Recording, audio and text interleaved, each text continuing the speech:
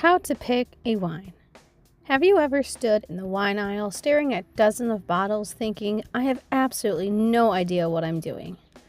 Everything looks important. The labels are fancy, some bottles are $12, some are $40, and suddenly, choosing wine feels like a test you didn't study for. The good news, you don't need to understand wine regions, vineyards, or fancy tasting notes to pick up a good bottle of wine. You just need a few simple rules. Today I'm going to show you the exact system I use to pick wine, whether I'm grabbing a bottle for dinner, bringing something to a party, or ordering wine online. And trust me, if I can figure this out, anyone can. Rule number 1, start with the occasion. The first thing I always ask myself is, what is this wine actually for? Because the best wine for a pizza night is very much different from the best wine for a dinner party. If it's just a casual night in, I like to keep things simple. I usually grab something easy and versatile, like a mixed blend or a sweeter fruit wine. These wines are generally pretty approachable and work with a lot of foods. If I'm bringing wine to a dinner party, I try to pick something that most people will enjoy. That usually means a medium-bodied wine, medium bold, nothing super heavy and nothing overly sweet.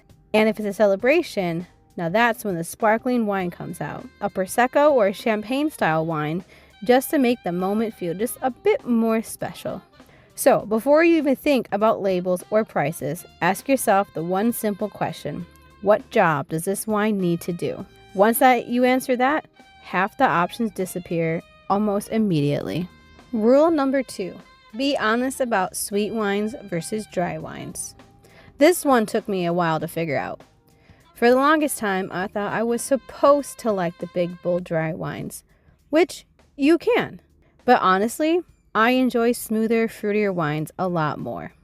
And once I stopped trying to impress people with my wine choices, picking wine became way easier. Here's a simple way to think about it. If you like fruity cocktails or sweeter drinks, you'll probably enjoy wines that are off dry or slightly sweet. If you prefer things like black coffee, dark chocolate, or bold flavors, you'll probably like dry wines more. There's no right answer here, it's just about taste.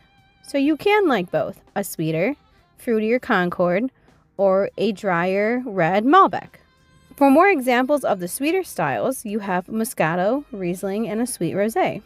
And more examples of dry wines, if you prefer that, is Cabernet Sauvignon, Merlot, Sauvignon Blanc. And once you know where you fall on the sweet to dry spectrum, wine suddenly gets way less confusing again. Rule number 3, match the price to the moment. Another thing people worry about is price. A lot of people assume the more expensive bottle must be the better wine, but that's always not true. Price usually reflects things like how the wine was made, where it comes from, or how long it aged. It doesn't automatically mean you'll enjoy it more. So instead of asking, what's the best wine here, I ask, what level experience do I want right now? For me, this usually looks like a casual night is usually under $15 a bottle. An everyday good wine is $15 to $25. And more special occasions, or if I'm giving it as a gift, I usually choose between $30 or more. So if I'm having a Taco Tuesday, I'm not going to open a 40-bottle wine. I'll be opening an under $15 bottle. But if I'm bringing wine to someone's house for dinner, I might step up that price a bit and go more towards that $30. Matching the price to the moment just makes it even more easier. Rule number 4, don't overthink the labels. Wine labels can be intimidating. You'll see the words like reserve, estate grown, or old vines, and it sounds like you need a dictionary to understand. But honestly, most of the time I ignore that stuff. Instead, I focus on things that actually help me decide. The grape type. Is it a Treminette? Is it a Concord? Whether it's a red, white, or a sparkling. And a quick description on the back label. If the description says something like smooth, fruity, easy drinking, that's usually a good sign it'll be approachable for most occasions. Wine doesn't have to be complicated. Rule number 5, and the final rule. When in doubt, try variety. If you're still figuring out what you like, the best thing you can do is try different styles. One thing that helped me is ordering curated wine bundles instead of buying one random bottle at a time. For example, some retailers like Wine Insiders offer things like a sweet wine bundle, a variety wine bundle, or even a dry red bundle, where you can get a mix of bottles already grouped by taste or style.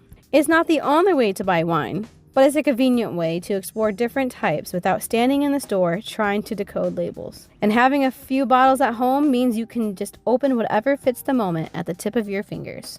So let's do a quick recap for the simple wine formula that I use to pick my wines. Number 1, start with the occasion. What's the wine for? Rule number 2, know your sweetness preference. Dry, fruity, red, white, sparkling. Number 3, match the price to the moment.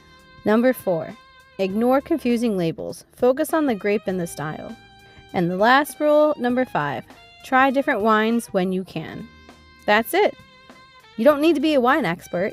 You just need simple ways to narrow down your choices. Wine is supposed to be fun. It's meant to be shared at dinner, opened with friends, or enjoyed at the end of a long day. So don't stress too much about picking the perfect bottle. Start with those simple rules, try a few different styles, and pay attention to what you enjoy. Before long, you'll start developing your own instincts, and choosing wine will feel a lot easier. And honestly, the best wines are usually the ones you enjoy drinking. If you have a favorite type of wine or a go-to bottle, drop in the comments. I'm always looking for ones to try that are new.